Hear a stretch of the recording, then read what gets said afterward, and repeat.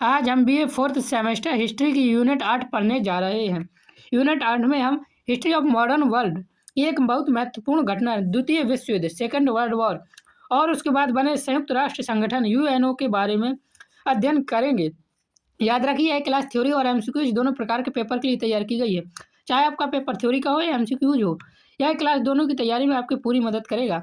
यदि आप इस यूनिट को हमारे चैनल से कंप्लीट कर लेते हैं तो आप 100% स्कोर कर पाएंगे। और मैंने इस पीडीएफ को इस तरीके से तैयार किया है ताकि आपका एक क्वेश्चन भी ना छूटे। सबसे महत्वपूर्ण बात यह है कि यह सिलेबस लगभग सभी यूनिवर्सिटीज़ के लिए उपयोगी है। तो चलिए, अब बिना समय बर्बाद किए इस यूनिट को कंप्लीट करते हैं आज की इस वीडियो में। सबसे पहले हम देखेंगे इंट्रोडक्शन वर्ल्ड वॉर टू का। प्रथम विश्व युद्ध के बाद विश्व में शांति स्थापित करने के लिए 1919 में वारसराय की संधि की गई। यह संधि जर्मनी पर थोपी गई थी और इस पर हस्ताक्षर फ्रांस के वारसाय नामक स्थान पर हुए थे। जर्मनी ने इस संधि को अपमान की संधि कहा क्योंकि इसमें उस पर कठोर आर्थिक और सैन्य प्रतिबंध लगाए गए। इस संधि के कारण जर्मनी में असंतोष और बदले की भावना बढ़ने लगी, जो आगे चलकर द्वितीय विश्व युद्ध का एक प्रमुख कारण बनती है। तो 1919 में जो वारसराय की संधि होती है, वही द्वितीय विश्व युद्ध का कारण बनती है। यह शांति के लिए हुई थी, लेकिन बाद में द्वितीय विश्व युद्ध का एक महत्वपूर्ण कारण बन जाती है। चलिए अब देखते हैं आगे फांसीवाद और नाजीवाद का उदय, जो कि द्वितीय विश्व युद्ध का कारण भी बनता है। प्रथम विश्व युद्ध के बाद यूरोप में राजनीतिक अस्थिरता आ गई थी, आर्थिक संकट पैदा हो गया। इसी परिस्थिति में इटली में फांसीवाद और जर्मनी में नाजीवाद का उदय हुआ। देखिए, फांसीवाद क्या होता है। फांसीवाद एक राजनीतिक विचारधारा जिसमें एक नेता की तानाशाही, राष्ट्रवाद और कठोर नियंत्रण को महत्व दिया जाता है। तो इटली में फांसीवाद और जर्मनी में नाजीवाद हुआ। नाजीवाद भी फांसीवाद जैसा ही होता है, लेकिन इसमें क्या होता है, जातीय श्रेष्ठता का विचार बहुत मजबूत होता है, तो इसे नाजीवाद कहते हैं। तो जर्मनी में आपने सुना होगा हिटलर का नाम, तो ये फांसीवाद और जर्मनी हो जाती है, अर्थात निरंकुश तानाशाही का शासन। फांसीवाद का जन्म इटली में हुआ था और इसका नेतृत्व बेनिटो मुसोलिनी ने किया था। तो याद रखना, फांसीवाद का जन्म कहाँ हुआ था। फांसीवाद का जन्म कोई व्यक्ति नहीं है, यह एक राजनीतिक विचारधारा है। तो इसका जन्म इटली में हुआ था और इसका नेतृत्व बेनिटो मुसोलिनी ने किया था। मुसोलिनी 1935 में इथियोपिया पर आक्रमण किया। इथियोपिया आप नक्शे में कहाँ है ये सब नहीं हम देखेंगे, क्योंकि हमें यहाँ पे पॉइंट पकड़ना और हमें अपना एमसीक्यूज और थ्योरी का पेपर कंप्लीट करना है, क्योंकि हम ये एग्जाम ओरिएंटेड सिर्फ पढ़ रहे हैं। और इटली की साम्राज्यवादी नीति को आगे बढ़ाया। इसी प्रकार जर्मनी में एडोल्फ हिटलर नाजी पार्टी का नेता बना। हिटलर 1933 में जर्मनी का चांसलर अर्थात प्रधानमंत्री, चांसलर कौन होता है, प्रधानमंत्री के बराबर होता है, उसने अपनी आत्मकथा मेन कैम्प लिखी। तो सबसे पहले याद रखना, 1933 में जर्मनी का चांसलर बना था हिटलर और उसकी आत्मकथा क्या थी, मेन कैम्प थी, जिसमें आर्य श्रेष्ठता और विस्तारवादी नीति का वर्णन किया गया है। नाजीवाद का मुख्य उद्देश्य आर्य जाति की श्रेष्ठता था, ये याद रखना। अब देखते हैं जर्मनी की विस्तारवादी नीति। हिटलर ने वारसराय की संधि का उल्लंघन करते हुए राइनलैंड का पुनः सैन्यीकरण किया। तो याद रखना, कहाँ का पुनः सैन्यीकरण किया, राइनलैंड का पुनः सैन्यीकरण किया। इसके बाद 1938 में जर्मनी ने ऑस्ट्रिया को अपने में मिला लिया, जिसे एक्सक्लूस कहा जाता है। हिटलर ने लिवेशनरम अर्थात जीवन क्षेत्र की नीति अपनाई, जिसके अनुसार जर्मनी को अधिक भूमि की आवश्यकता बताई गई और इसी प्रकार हिटलर दूसरी जगह पर कब्जा करता गया, क्योंकि उसने जर्मनी को और अधिक भूमि की आवश्यकता को बताया था।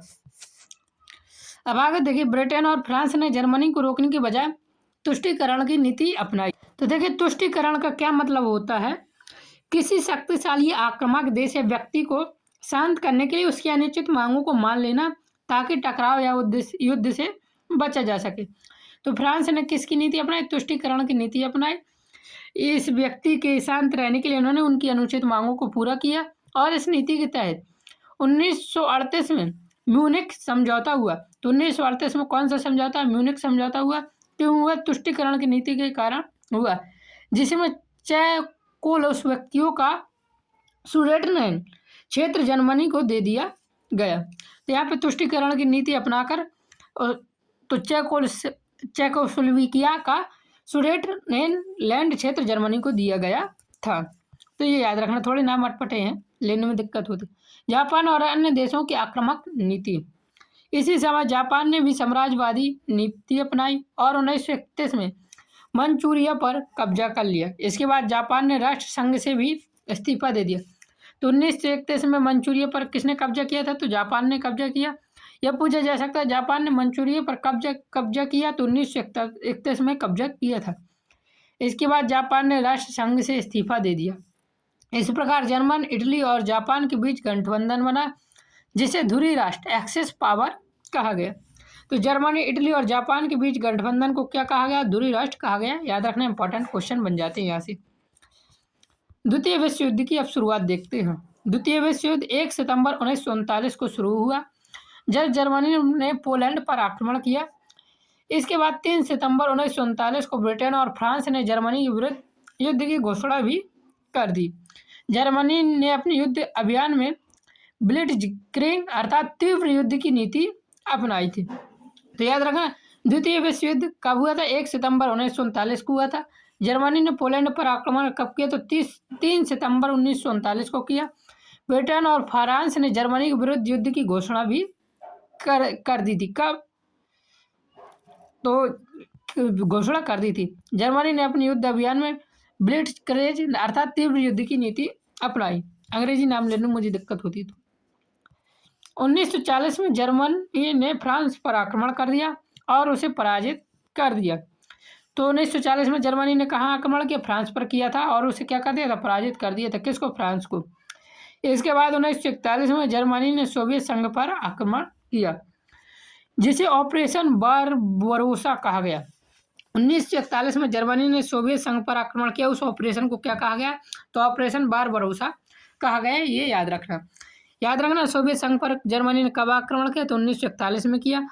ये भी याद रखना। इस दौरान 7 दिसंबर 1941 को जापान ने अमेरिका के पर्ल हार्बर नौसैनिक अड्डे पर हमला कर दिया, जिससे अमेरिका भी द्वितीय विश्व युद्ध में शामिल हो गया। तो 7 दिसंबर 1941 को जापान ने क्या किया? अमेरिका के पर्ल हार्बर नौसैनिक अड्डे पर हमला किया और अमेरिका भी द्वितीय विश्व युद्ध में शामिल हो गया। तो अमेरिका कब शामिल हुआ? 7 दिसंबर 1941 को अमेरिका द्वितीय विश्व युद्ध में शामिल हुआ। अब देखिए, युद्ध होगा तो युद्ध की शुरुआत होगी तो उसका अंत होगा। द्वितीय विश्व युद्ध 1945 में समाप्त हुआ। जर्मनी ने 7 मई 1945 को आत्मसमर्पण कर दिया।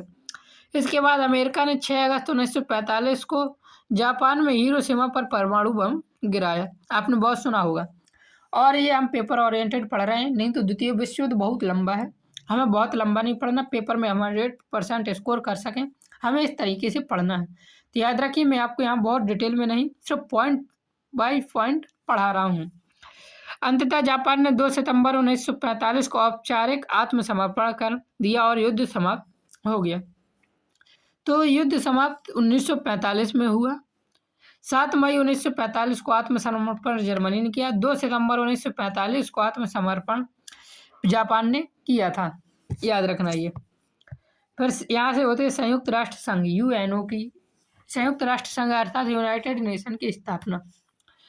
द्वितीय विश्व युद्ध के बाद विश्व में स्थायी शांति स्थापित करने के लिए 1945 में संयुक्त राष्ट्र संघ यूनाइटेड नेशन की स्थापना की गई। इसका मुख्य उद्देश्य विश्व शांति बनाए रखना और अंतर्राष्ट्रीय सहयोग को बढ़ावा देना था। संयुक्त राष्ट्र संघ चार्टर सैन फ्रांसिस्को में हस्ताक्षरित हुआ और इसका मुख्यालय न्यूयॉर्क में स्थापित हुआ।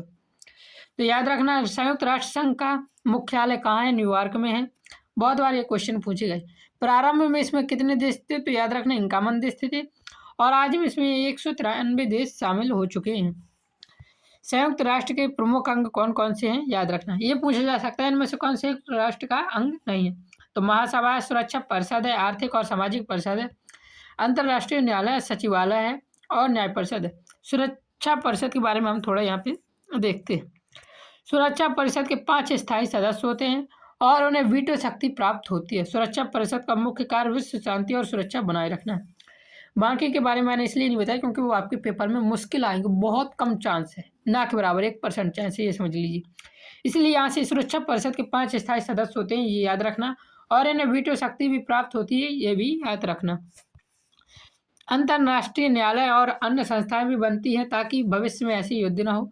अंतर्राष्ट्रीय न्यायालय का मुख्यालय हेग में स्थित है और इसमें 15 न्यायाधीश होते हैं जिनका कार्यकाल 9 वर्ष का होता है। संयुक्त राष्ट्र के अंतर्गत कई विशेष संस्थाएं कार्य करती हैं। उन संस्थाओं को हम देख लेते हैं और उनका मुख्यालय कहाँ पे है ये भी देख लेते हैं। पहला है यूनेस्को, जिसका मुख्यालय पेरिस में है। तो यूनेस्को का मुख्यालय कहाँ है? तो पेरिस में। WHO का मुख्यालय जनेवा में। ये WHO, यूनेस्को, IMF, ये मतलब सारे इंपॉर्टेंट है। मैं यहाँ इंपॉर्टेंट ये नहीं कह सकता कौन सा है। यूनिसेफ, जिसकी स्थापना 1946 में हुई। FAO, जिसका मुख्यालय रोम में है। तो यूनिसेफ का मुख्यालय आपको मैं और बता दूं, यूनिसेफ का मुख्यालय न्यूयॉर्क में है शायद। हाँ, न्यूयॉर्क अमेरिका में है, याद रख लेना। और FAO, जिसका मुख्यालय कहाँ है? रोम में है। IMF और विश्व बैंक, जिनका मुख्यालय वाशिंगटन DC में है। तो ये याद रख लेना किसका मुख्यालय कहाँ पर है। पेपर में पूछे जा सकते हैं आपके यहाँ से 1-2 नंबर का, शायद 2-3 भी पूछ लिया जाए मुख्यालय में। संयुक्त राष्ट्र की भूमिका। संयुक्त राष्ट्र विश्व में शांति स्थापित करने के लिए शांति सैनिक भेजता है जिन्हें ब्लू हेलमेट कहा जाता है। तो यहाँ से क्वेश्चन पूछा जा सकता है, संयुक्त राष्ट्र विश्व में शांति स्थापित करने के लिए जो सैनिक भेजता है उन्हें क्या कहा जाता है? तो ब्लू हेलमेट कहा जाता है। इसका अतिरिक्त यह मानव अधिकारों की रक्षा के लिए 1948 में मानव अधिकारों की सार्वभौमिक घोषणा भी जारी कर चुका है। हालांकि कई अंतर्राष्ट्रीय समस्याएं जैसे फिलिस्तीन समस्या में संयुक्त राष्ट्र अभी तक स्थायी समाधान नहीं दे पाया है। तो देखिए फिलिस्तीन समस्या क्या है। फिलिस्तीन समस्या मध्य पूर्व की एक लंबे समय से चली आ रही एक राजनीतिक और क्षेत्रीय समस्या है। आपने फिलिस्तीन नाम सुना होगा, इजराइल में ये बहुत यूज होता है, फिलिस्तीन। तो उसी को लेकर, भूमि को लेकर इजराइल और फिलिस्तीनियों के बीच संघर्ष से जुड़ी है यह घटना। फिलिस्तीन लोगों को अपनी स्वतंत्र देश फिलिस्तीन बनाने की मांग है और उसी क्षेत्र पर इजराइल के अधिकार को लेकर विवाद चल रहा है। तो वही क्या है, वही फिलिस्तीन है। अभी इजराइल ईरान युद्ध भी हो रहा है। मैं जब ये वीडियो बना रहा तब तो हो रहा है, शायद ये वीडियो अपलोड करने के टाइम पर ये युद्ध थम गया हो, लेकिन मुझे लगता नहीं तब तक थम गया होगा क्योंकि अभी वीडियो अपलोड होने वाली। तो अभी इजराइल ईरान युद्ध हो रहा है, अमेरिका वहाँ पे तानाशाही दिखा रहा है, आप देख ही सकते हैं। तो फिर से तृतीय विश्व युद्ध, खैर वो होना तो अच्छी बात है। अब यहाँ से देखिए, इस प्रकार द्वितीय विश्व युद्ध और उसके बाद संयुक्त राष्ट्र संघ की स्थापना ने विश्व राजनीति को एक नई दिशा प्रदान की और अंतर्राष्ट्रीय सहयोग तथा शांति की स्थापना का मार्ग प्रदर्शित किया। तो इस प्रकार से हमारी यूनिट 8 के साथ हमारी पूरा टॉपिक ख़त्म हो जाता है। मैं आपके लिए जितने भी आप अपनी यूनिवर्सिटीज़ का नाम कमेंट में बता दें ताकि मैं आपके पेपर के एक दिन पहले सबसे ज़्यादा आपकी यूनिवर्सिटीज़ के हिसाब से इंपॉर्टेंट क्वेश्चन ला सकूं।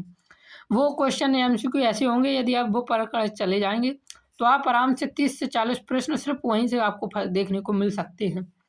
हो सकता है थोड़े बहुत कम भी मिले, हो सकता है ज़्यादा भी मिल जाए, क्योंकि हमें पेपर पता नहीं होता, हम उसे अच्छे तरीके से तैयार करके और रिसर्च करके बनाते हैं। तो बता देना आप किस यूनिवर्सिटी से आपका पेपर कब होने वाला है, किस सेमेस्टर का, किस सब्जेक्ट का, तो हम आपके लिए वीडियो लाते रहेंगे।